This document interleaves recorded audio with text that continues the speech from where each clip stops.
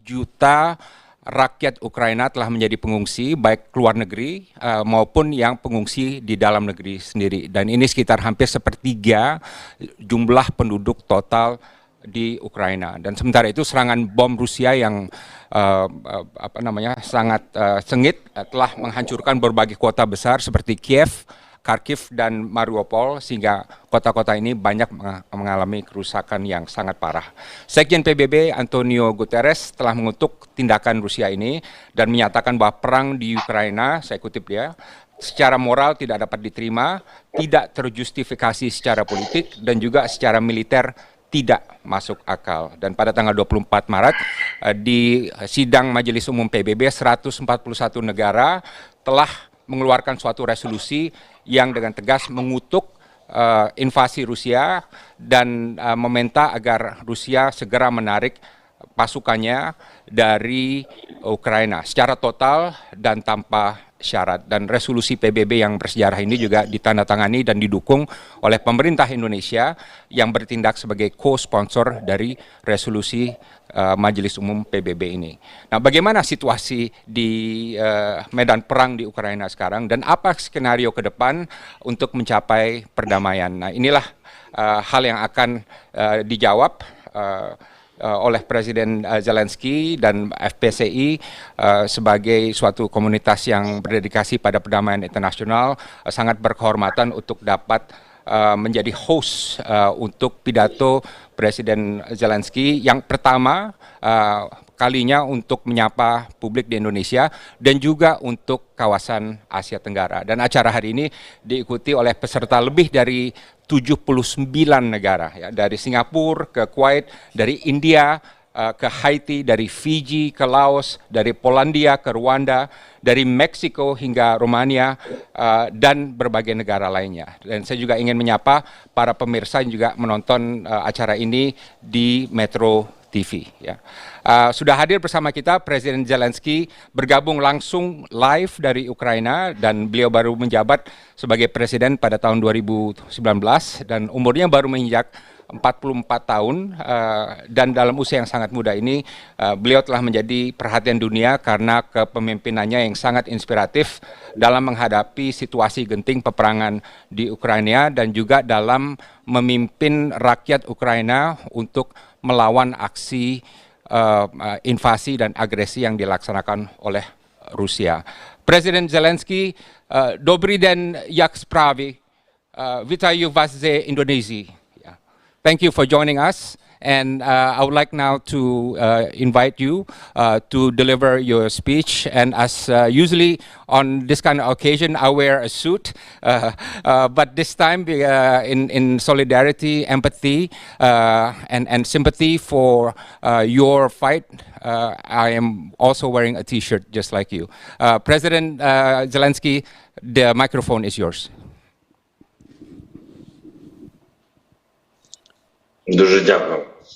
Thank you so much. Thank you for your support for this warm beginning.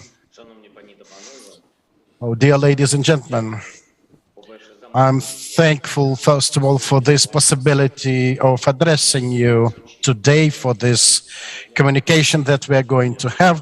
And I hope it will bring closer the understanding of how to prevent the development of crisis of scale in many regions worldwide, because the world is really on the brink of several crises at once. My country, Ukraine, is one of the biggest and most reliable foodstuff exporters. We are exporting tens of millions tons of grains and other agri-produce a year, and our producers ensure Ukraine stands high in the world tops of world wheat, vegetable oil and corn exporters. Meanwhile, for the fourth month, the Ukrainian exports have been blocked because of the full-scale war unleashed by Russia against our state. Russia has cut access to our ports on the Black Sea and occupied part of Azov Sea shoreline. Because of this military blockade, most of traditional Ukrainian trade routes have been blocked. And at the moment, there are 22 million tons of grains sitting in silos in Ukraine. We cannot send them for the international markets where they exactly are needed this time.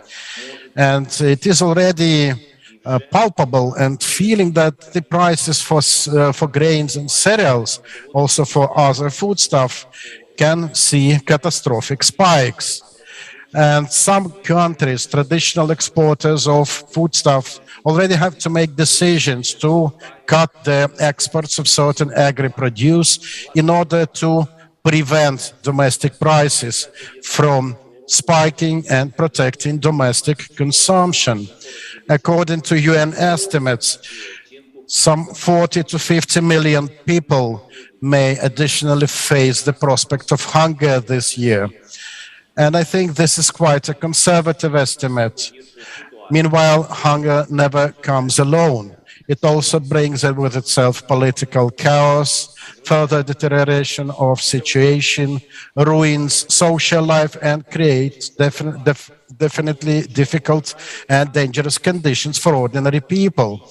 Already in July, when many countries will see their stocks from the previous year depleted, it will become obviously clear that the catastrophe is coming closer. You can check your prices at stores. You will see them increasing, which is a harbinger of certain detrimental effect to people if nothing changes. This is a harbinger of destitution for those already poor and further misery for middle class. And this may bring political chaos in certain regions of the world. And this is just one aspect of the and how the war unleashed by Russia is affecting the whole world. And there are many more such aspects besides the chaos and the hunger. The very fact of sea blockade of Ukraine by Russia is nonetheless destabilizing for peaceful cohabitation in the world. This is not just an act of aggression of one country against another. This seaport blockade is a certain training for our potential aggressors who want to subjugate the neighbors or take over the territories.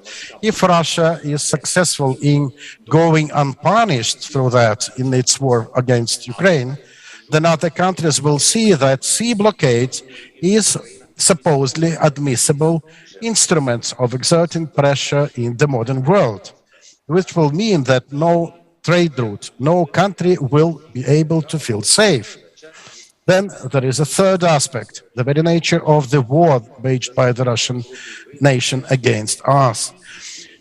Since the beginning of war in 24th of February, the Russian army has used 2,389 missiles of different types against Ukraine. Absolute majority of them would hit civil infrastructure, enterprises, warehouses, food stores and food houses, residential buildings, and even the railroad. We are working on measures to alleviate the food crisis. We try to find new routes.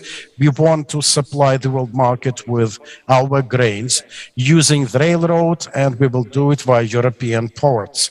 Definitely, the scope of the export will be less than by the Black Sea, but even these our attempts, Russia tries to cut short, destroying our railway stations, logistical hubs, railroad bridges.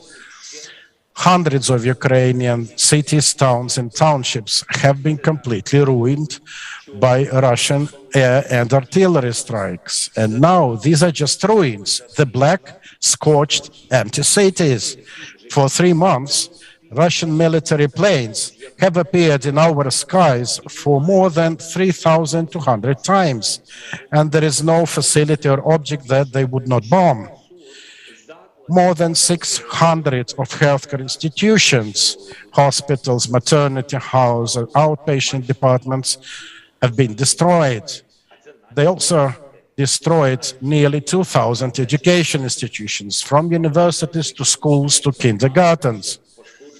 Different regions of Ukraine see dozens of religious objects like churches, mosques, and other religious places either burned or damaged by Russian shelling.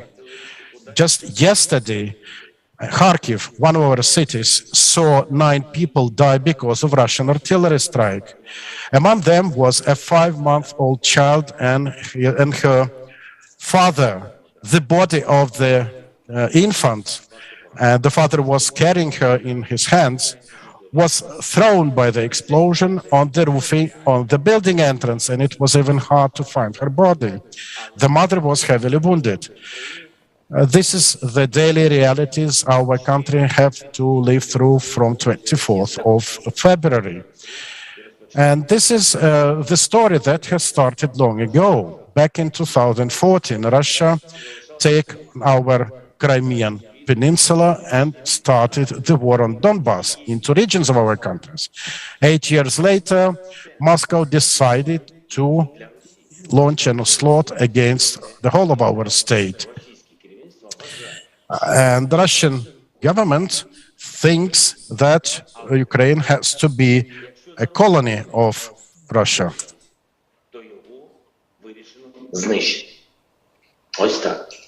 That's the way it is. The occupiers also attack from the territory of Russia, and they deport our people to the remote districts. So we are counting hundreds of thousands of people. This is another way of submitting our people.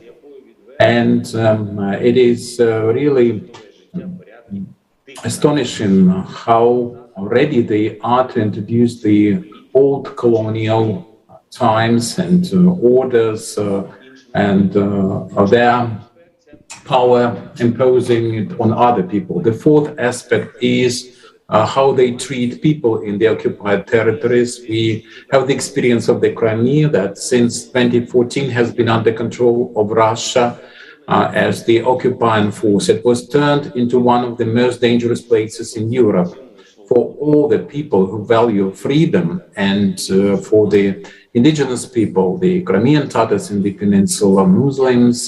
There is no week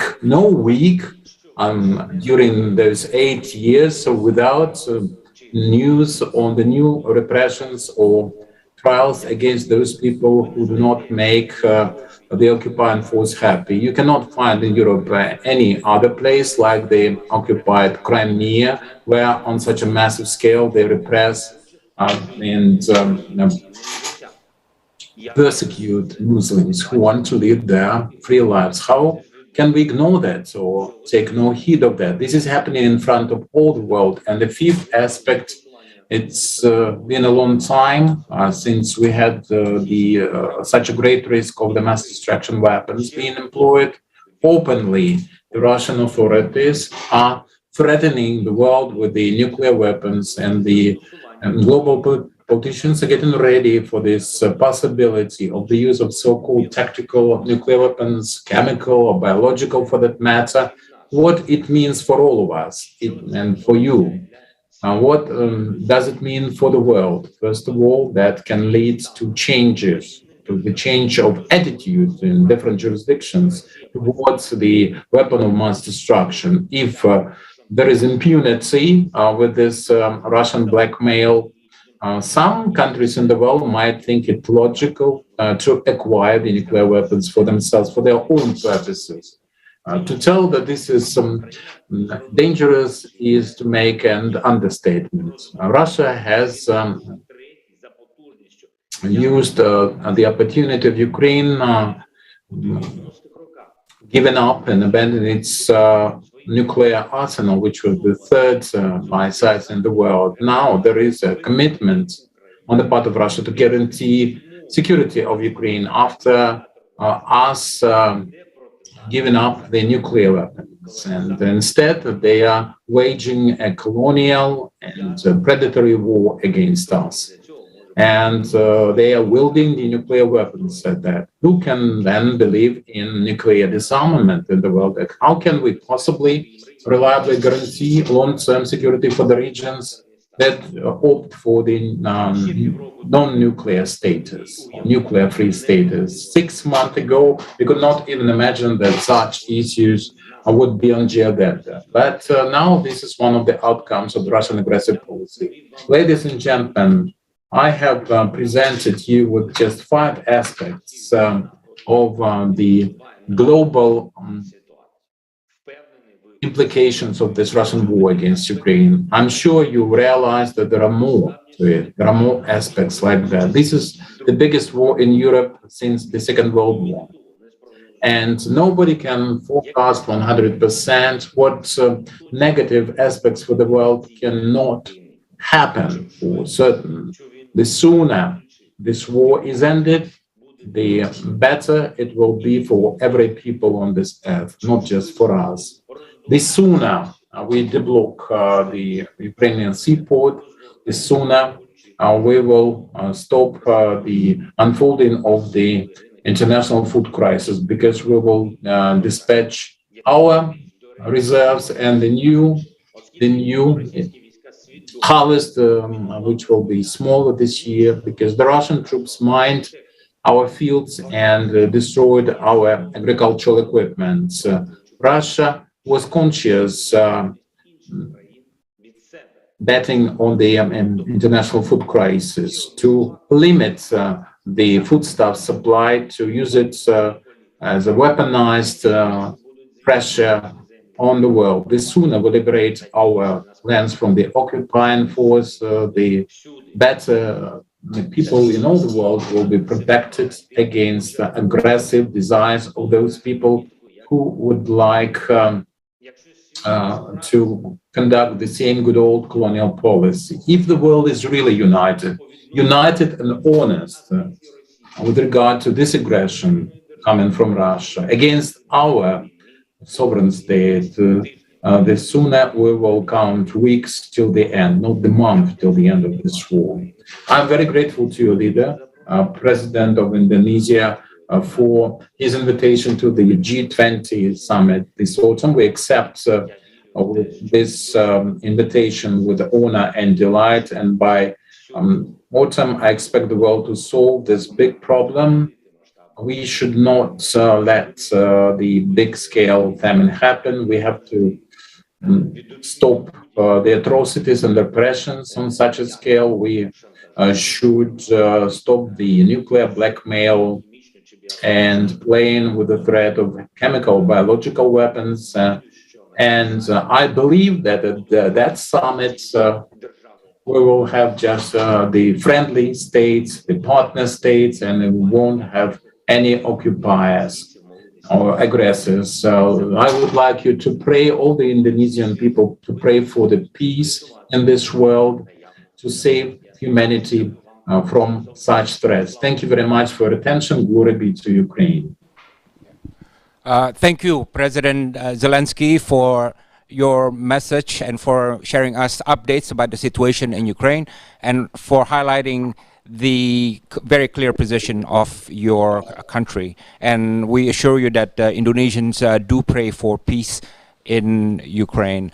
I would like to begin by asking you a question about the military situation in Ukraine. You have said that in some parts of the war, Russia has 20 times more weapons than Ukraine. And we also know that there has been analysis that says that this is a war that is impossible for Russia to win. In other words, Russia cannot wholly militarily conquer Ukraine. And we understand that from Indonesia, because when we fought for our independence, it was independence or die. We would never surrender. So we understand exactly how you would die for your freedom and independence. My question is, what is the morale of the Ukrainian forces now that are fighting, and what can you say about the morale of the Russian forces that are fighting in your country?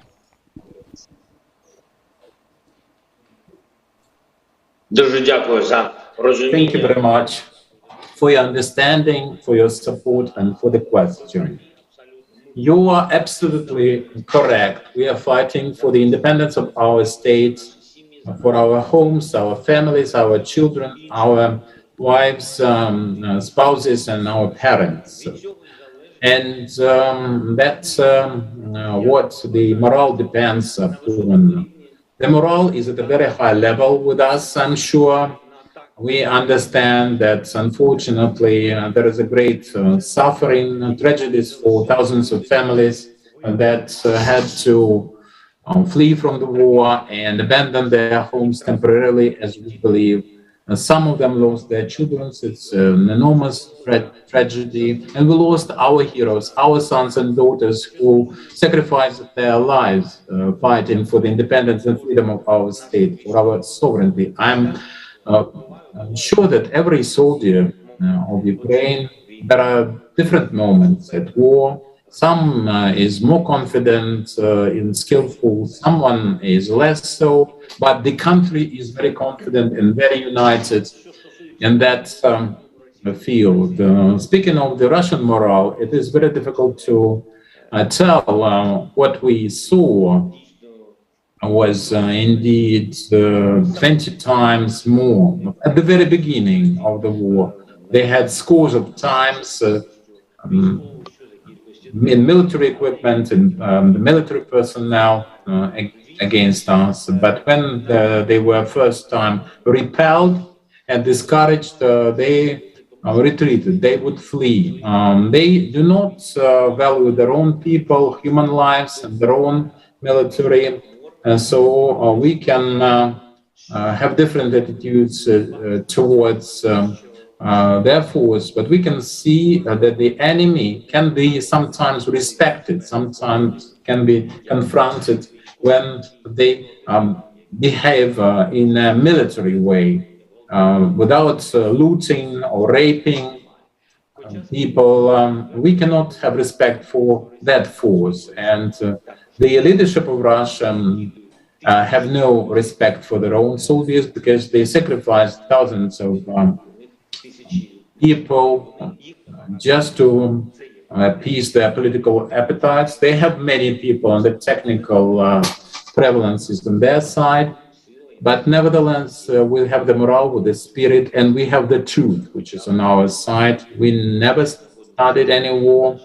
We are just defending our land. We are in our country, and we are protecting the country of Ukraine, the land of Ukraine, and we are not attacking anyone. Thank you. Let me ask a follow-up question, President Zelensky. There has been peace talks now between Russia and Ukraine at different levels. There's one mediated by the UN Secretary General, and there's another one going on in Turkey and so on.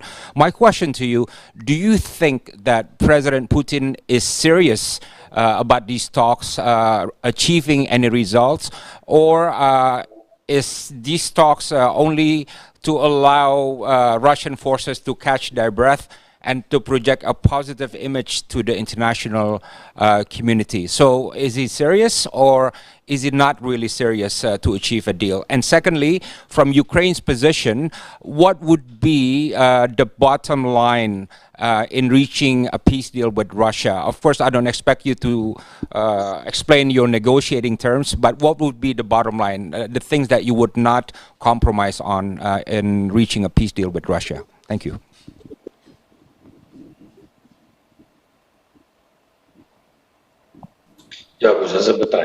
Thank you very much for this question. I agree with you completely that partially the reason for the rhetorics in the mass media, the Russian mass media, they want negotiations and are ready for the talks.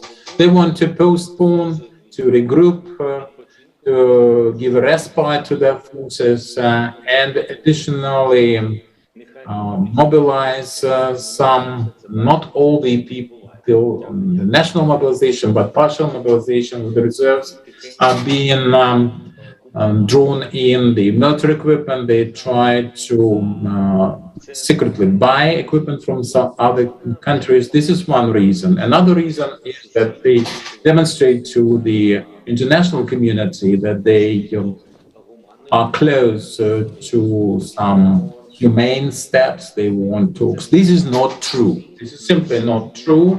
They do not want any peace talks.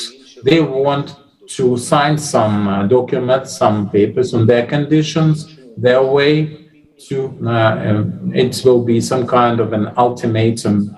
Anyway, that's it. Now, speaking of the real dialogue or negotiation and the end to this war, I cannot see any substantial offers of that nature, of that kind. That's from the information that I have. I haven't heard even once from them any response to their proposal from the leader of the Russian Federation to stop, really stop this war. After my 3 years in the office, I haven't had such an offer even once. And especially from the beginning of this onslaught, we are in favor of negotiations. We support the diplomatic decisions and solutions, but this does not match with the reality, because we cannot wage a war and increase the technical presence of the military in somebody else's country and opt for the diplomatic solutions of any kind. So when Russia was repelled in Kiev region here around the capital, and then we pushed them out from the Kharkiv region, and in Donbass we're present, but we can see that they use reinforcements from the Russian side and from the borders with Kharkiv region. They want to continue with this. If they continue, they like this war. That's our impression. That's what I see. They are not happy with the results, perhaps, but it's not about the result. It's the process they enjoy. Unfortunately, we're different there. I don't enjoy this process of war, and I do not understand how anyone can enjoy this, because we are losing human lives in this process. The loss of lives for many people, scores of thousands of people we're talking here. So I think that the philosophy of us is different, and that's why we are different as the state. Now, speaking of the diplomatic solution for this situation and what Ukraine is prepared to use as the bottom line, in your own words, after the atrocities committed by the Russian force in Ukraine, we can say that we can see that they are prepared to talk. This is a big step forward, because you can see what is happening. The number of killed children, 300 children killed in this war. How can we talk to them after that? But nevertheless, Ukraine is aware of the fact that any war should be ended in the nearest future, with intermediary role from the leaders of other countries and the international communities. We need safeguards for our security from the UN. We are grateful to them for the talks, the parley we had to evacuate people from Mariupol and deblock Azovstal, and the lives saved there at least, and the UN has done a lot and has a lot to do. There's a lot on the Red Cross committee's plate. We have to exchange the military. And this is the prisoners of war. This process is extremely important for me. And there, the result matters. And I believe that our people should come back to their homes, to their families. Thank you.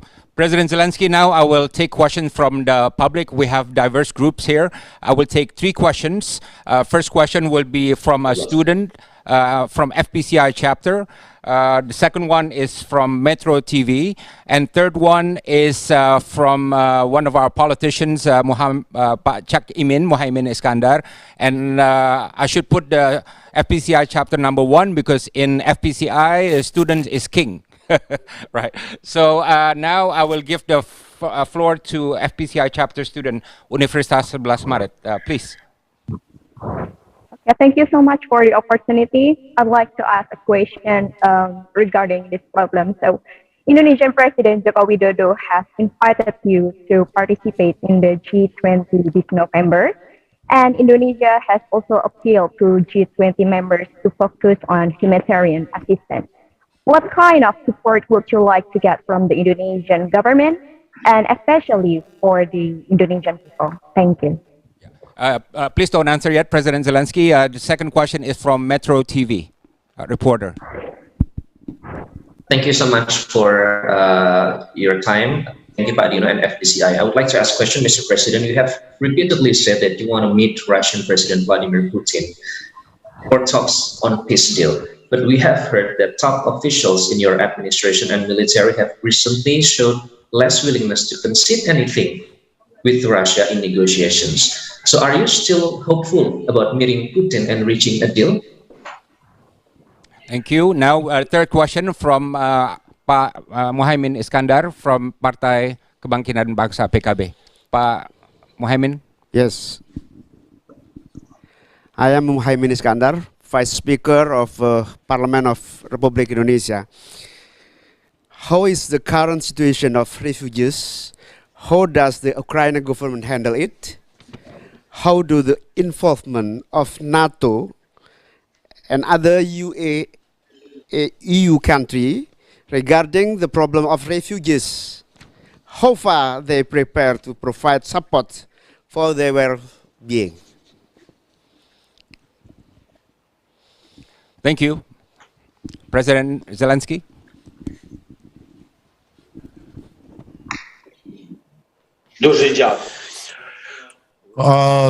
Thank you so much. With your permission, I will change the order of my responses to your questions, and we'll start with the last one.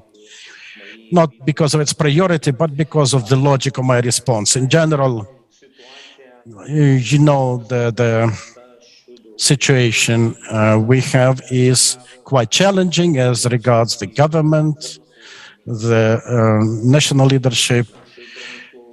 We have lots of industrial sectors ruined by bombardment. We practically have our oil refineries purposefully destroyed by Russia with missile strikes, numerous missile strikes. They've spent lots of days to completely flatten it because they wanted us to go deep into energy crisis. Parallel to that, Russia has invaded a nuclear power station. I think you know about that or read about that. And this constitutes a great danger of potential explosion at one of nuclear power units. That's a big NPP, 6 power generating units on the Zaporizhia NPP. You may compare it to Chernobyl. Everyone heard about Chernobyl, and the situation there was related to just one generating unit. And we have 6-1 at this Zaporizhia. So how the government tackles these challenges? You know, we have $5 billion monthly deficit of the national budget. Because of no revenues, because of businesses again stalled, many enterprises being ruined. And from here, I come to the question how the EU and even the world is assisting us to solve the refugee problem. So the way to compensate for 5 billion loss, and this includes social benefits, retirement benefits, lots of liabilities involved, because you know how many government payments have to go from the budget, and these are tied to budget revenues. So this is the key amount that we are helped in by the EU. We also have bilateral relations with other countries, not members of the EU, like the United States, Canada, Australia, our true partners, financial institutions like the International Monetary Fund and others. And this is a big part of the work. We also have lots of people supporting us and our IDPs, either individually or via organizations. You understand that we are talking about great numbers. The total number of displaced people stands at about 12 million individuals. Of them, about 5 to 5.5 millions had to flee abroad.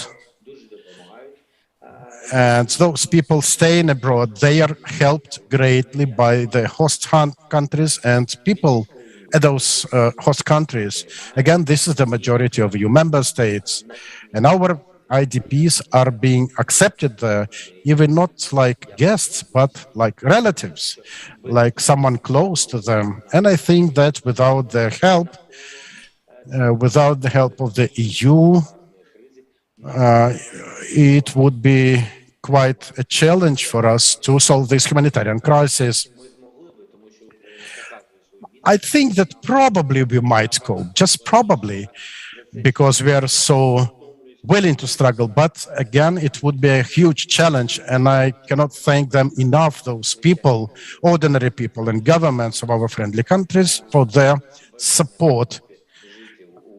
And this really contributes to our people having this will to live further and struggle further. As regards the ongoing crisis, we understand that as soon as economy rebounds, many people will return. 95 people who had to leave the country have expressed their will to return to the country as soon as possible. But this will definitely depend on whether we are going to still have artillery strikes of our city, whether the Russian Federation will continue using missiles, cruise missiles, air jets, with phosphorus bombs and other prohibited weapons to plunder our towns. And literally, we've had thousands of such strikes in 3 months. I can tell you that not a single other country have ever survived that type of massive onslaught. This is the kind of neighbors we have. And I mean that we have to continue living beside them. From here, prospects of meeting with the Russian president, the only reason for it is for our country to return to peaceful life, to avoid international food crisis that is unfolding right now. And it might really happen because of those port blocks. And those ports in the Black, in the Azov Sea, are completely blocked by the Russian Federation now. So there are things to discuss with the Russian leader. I'm not telling you that our people, are too eager to talk to him, but we have to face the realities that we have to live through, and we will have to live through. So what do we want from this meeting, you asked? We all want just to have ours returned. We want our lives back, our normal life back. And we want to live, not just to exist. We want to reclaim back this life of a sovereign country within its own territory.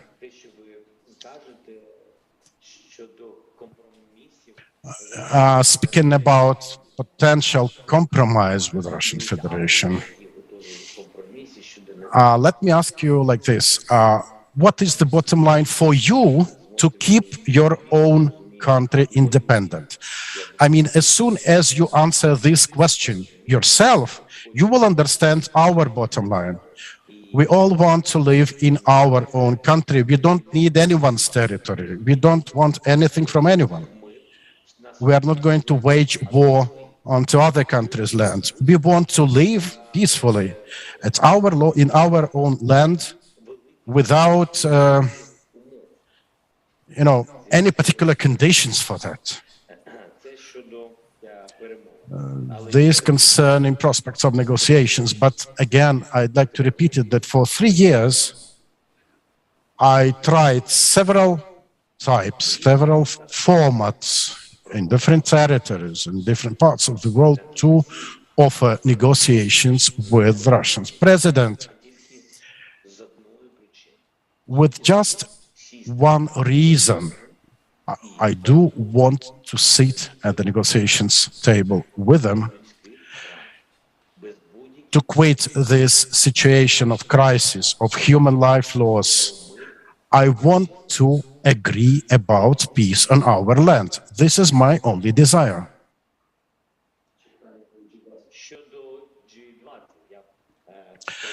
Coming back to the question on G20, this will explain the sequence of my answers. World's biggest economies are facing as big challenges and conflicts they have to resolve. And these conflicts are going deeper, and the crises, like the food crisis, are growing.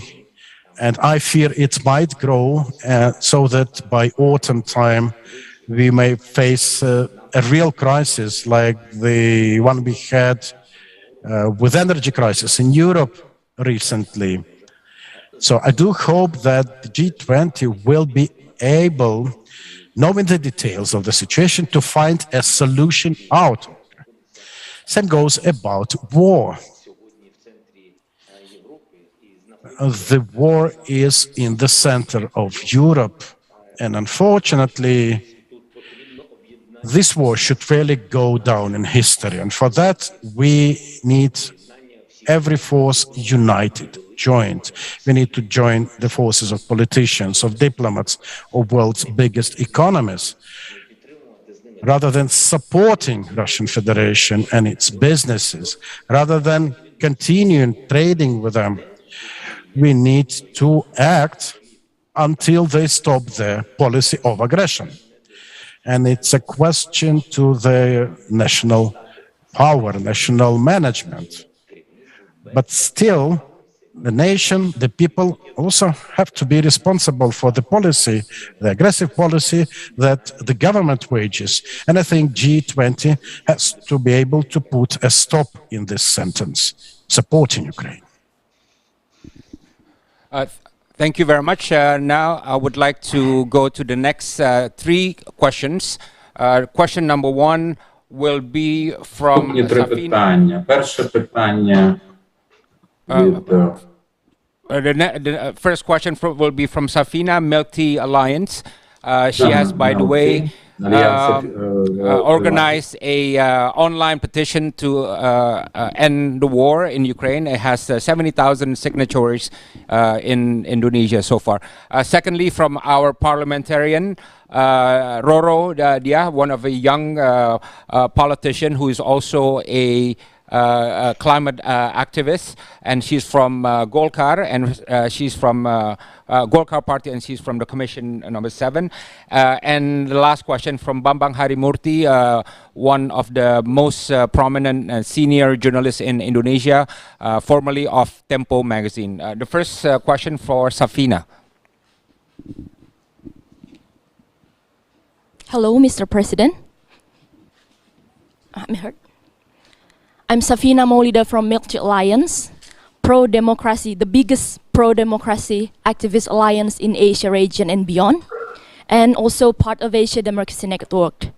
In March 2022, we held protests in front of Russia embassy, demanding of Vladimir Putin to immediately stop the war and aggression, and to stop the notorious threats of human being in this 21st century, the threats of nukes.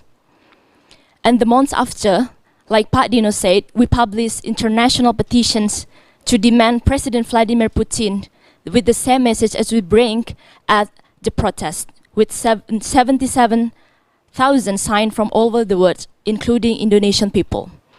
So many things I want to ask, but the most haunt me every day, and all of us, is your winning chance today is the 93 day since Russia started to occupy Donetsk and Luhansk. And we really want to know your expected end game for this. And since the attention of the world and all the resources had directed to help Ukraine, thank you, Mr. President, in solidarity to the people of Ukraine. Thank you. Diaroro, you're next. Thank you for the opportunity. My name is Djalal Esti, Member of Parliament from Indonesia, from the Golkar Party. As mentioned before, President Zelensky, we express our condolences to your people. And as expressed by President Jokowi, we hope that this war can end soon, and also hope for your participation at the G20 summit. I understand that the war has caused massive migration to occur. People have lost their families and their homes, which has placed a lot of stress amongst the Ukrainian people. And so my question to you is, how are Ukrainians on a communal level supporting one another psychologically throughout this very difficult time? Thank you. Thank you. And the third question from Bambang Harimurti, who is joining us from Bali, Indonesia. By the way, who has been open to foreign tourists here. Можна друге питання був незрозумілий переклад. Can you repeat the second question, please? Yeah. Can you repeat the second question? Okay, sure. Thank you. If I can express the second question again. So my name is Djalal Esti. I'm a Member of Parliament from Indonesia from the Golkar Party. President Zelensky, we express our condolences to your people. As expressed by President Jokowi, we hope that this war can end soon, and also hope for your participation in the G20 summit coming soon. And I understand that the war has caused massive migration to occur. People have lost their homes, their families, and this has placed a lot of stress amongst the Ukrainian people.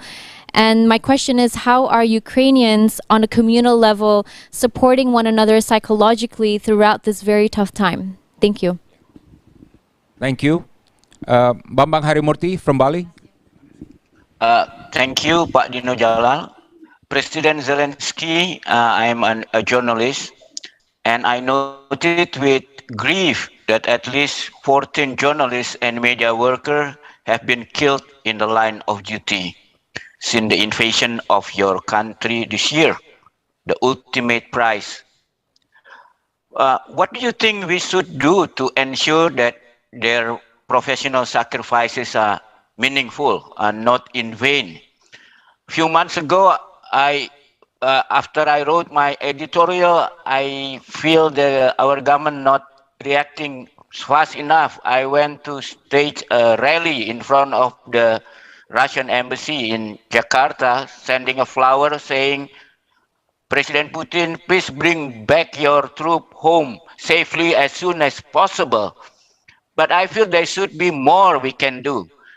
What do you think? What we should do, President? Thank you. President Zelensky, thank you. Хочу подякувати. I would like to thank you. First of all, you know that I would like to thank you and support you in this issue for support of journalists and basically from all the mass media and all the workers in this field. They have done a lot. I think that they haven't done less than the weapons themselves. And I think this is the most humane weapon of our modern world, journalism. I use this weapon myself. I want my voice to be heard through the mass media, through journalists. We managed to unite, and we united the world, and we united inside our country because we were losing what was our own. But it is very difficult always to unite the external forces because from a distance it's difficult to detect all the features of this war. It's because of the journalists, their courage, their bravery, their work 24/7. 6,000 journalists were continuously working. Journalists from different jurisdictions coming, staying in Kiev at the hotels. I never saw anything of the kind. It was an empty capital at that time. Many civilians left. The military were fighting, and we had journalists populating the town, and they did their thing very effectively. The war is not over. It's far from being that. That's the active stage. Even in some parts, this is just the beginning. And I would like to thank you, and approach the journalist community to express my condolences for the lives lost by journalists, and also the crews, the camera people, the technicians, our doctors were trying to save their lives, but they could not always succeed. Do not abandon us. This is my message to you. You bridge the gap between Ukraine and other countries. This information saves lives for us. For us, it's like water, it's like food. It's very important for us. And this is the air we breathe in. And I would like to thank the journalist community. Just tell us the truth, tell us what you feel, and we shall win together. Thank you very much for the question.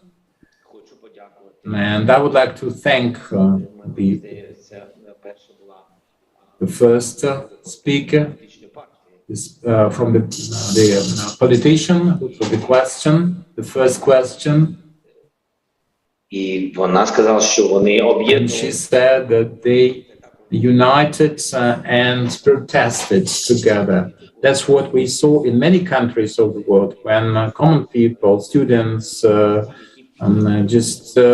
people coming to the squares after hours, after finishing their working day.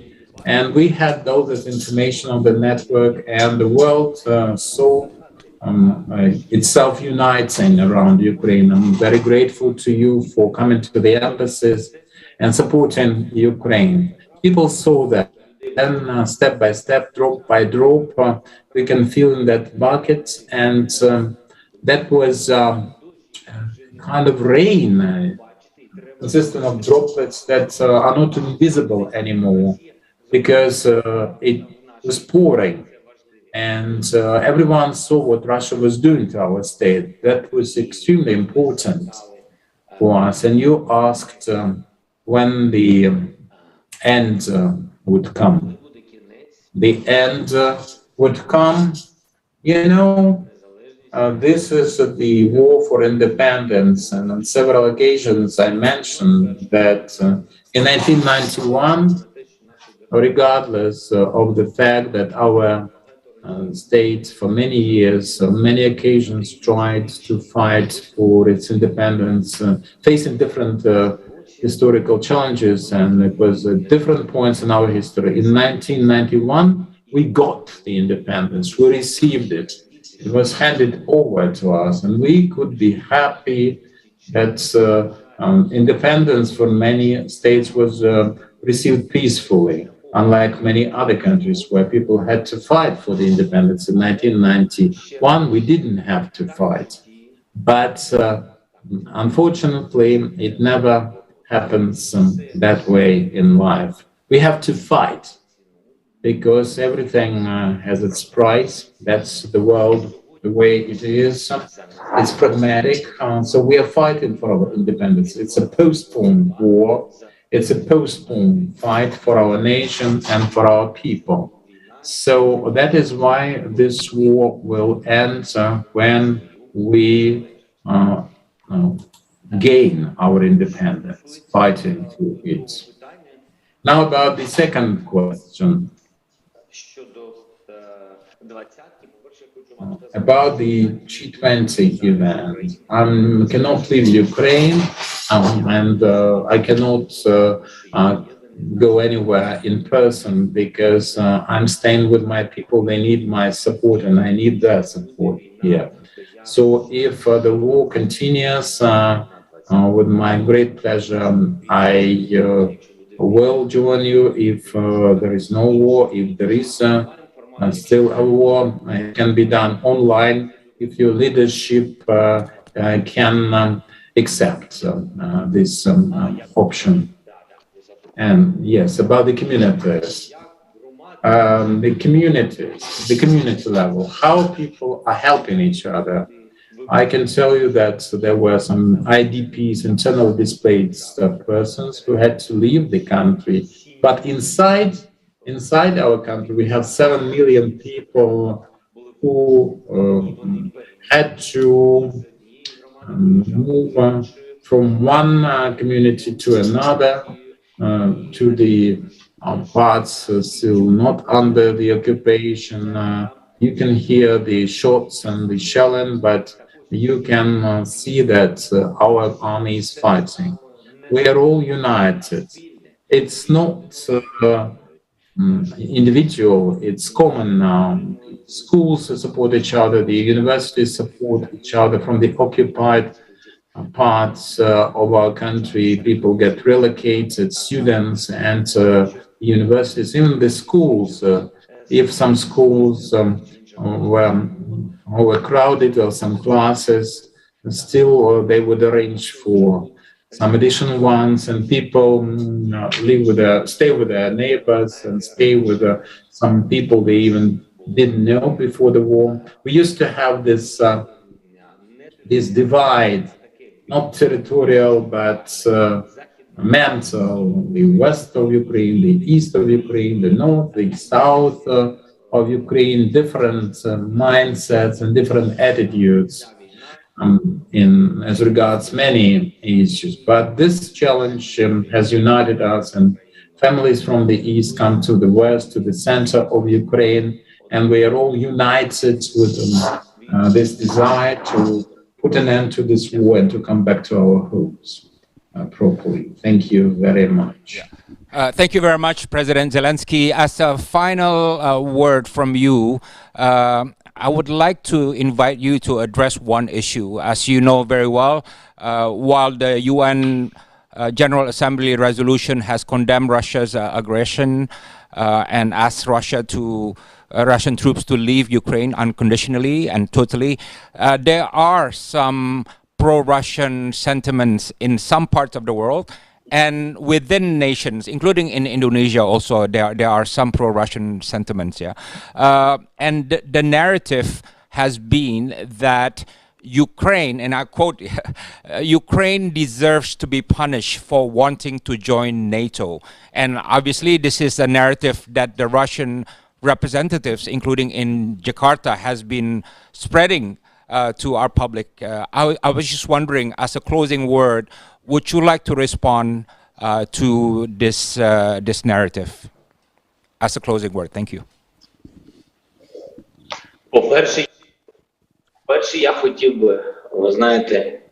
First of all, you know, whenever I address my children, I'm always asking them, you know, whenever they get some information, regardless of the age, and one of my kids is 18, my daughter, and 9-year-old son. So I tell them always that, okay, you are grown-ups, and whenever you get an information, it is only you who you can trust. Because of that, learn deeper, dig deeper, find details. Only then you will be able to analyze. Probably you will need some textbooks, not just social media to get information from. Probably not just from the internet, but from other sources. You will have to dig different information from different people, and then you will have to analyze it, and then you can make a judgment. This is why the God has provided us with this choice, this freedom, the freedom of thinking. the head, the brain, the eyes, the ears have to be open and ready, take in. You should not be afraid of truth. And before speaking about the NATO, let us first analyze the Ukrainian laws, our constitution. At the moment, Ukraine has non-allied status, as it has been since day one of our independence. We are not in any bloc. This is a part of the information war unleashed by the Russian Federation. We've never been part to any alliance or bloc. Secondly, Ukraine has decided for itself to move in the direction of the European Union. And please believe me that this was at the core of the two recent revolutions in Ukraine.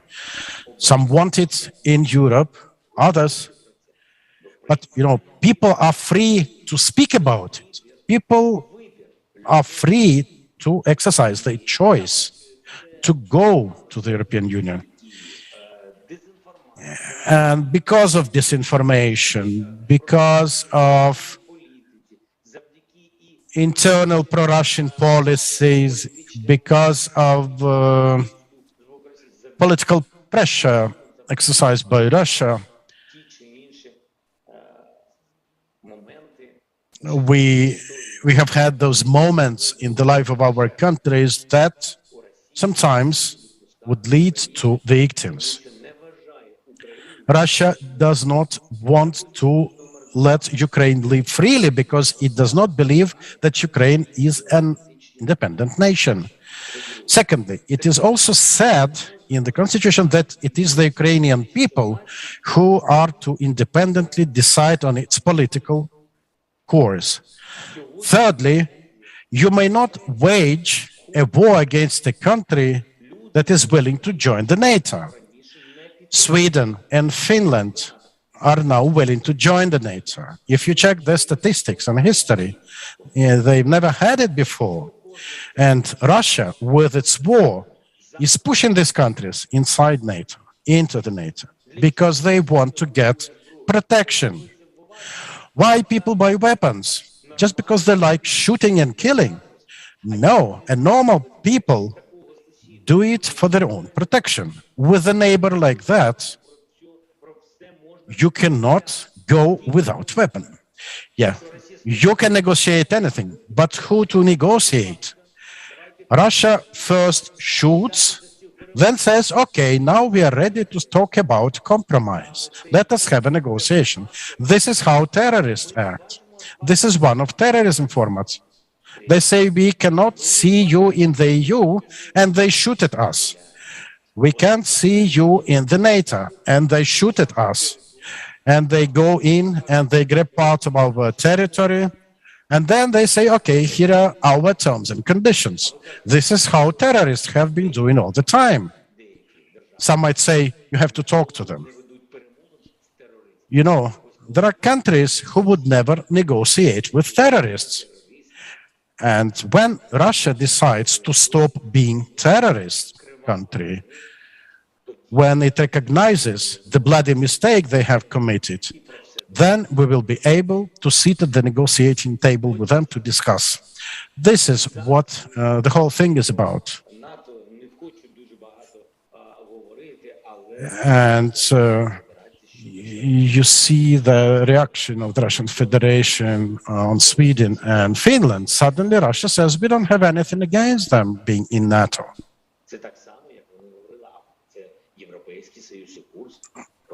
Same goes about the pro-European course of Ukraine. This is the choice of Ukraine, it being a sovereign state. So these are all lies, and we are fighting for the truth. Thank you. That is a fitting final words, President Zelensky, and I want to thank you for speaking heart to heart from Indonesia to Indonesia. And as I see, as everyone can see, you are not speaking with any script in front of you. You are speaking from your heart. and you speaking to our hearts. And to your point that Ukraine is not seeking any territory of Russia, and it is Russia that is trying to conquer Ukrainian territory, I think that is the core message that everybody should know. And if history has taught us anything, it is that no foreign power, no matter how powerful, can ever contain or subdue the free will of the people of another country. I think history is full of these lessons, and I know that Ukraine will one day reclaim its peace, and you can be assured that many Indonesians will pray for peace and human dignity and the safeguarding of democracy in your country. For all of those who are tuning in to this event from 79 countries, you can rewatch this event on FPCI official YouTube channel, which is at Secretariat FPCI. And I want to thank everybody for joining us today. Thank you also to Metro TV for being our media partner, and also all the other media and journalists who are covering this very important event, and I would even say historic. Stay safe. We hope to see you again in our future events, and let's give a big hand to President Zelensky and the Ukrainian people. Yeah. Thank you very much, President. Yeah. Дуже дякую. Дякую вам. Дякую за цю можливість. Thank you so much. Thank you for this brilliant opportunity, for your support, for the ability to be heard. Thank you. Peace to everyone.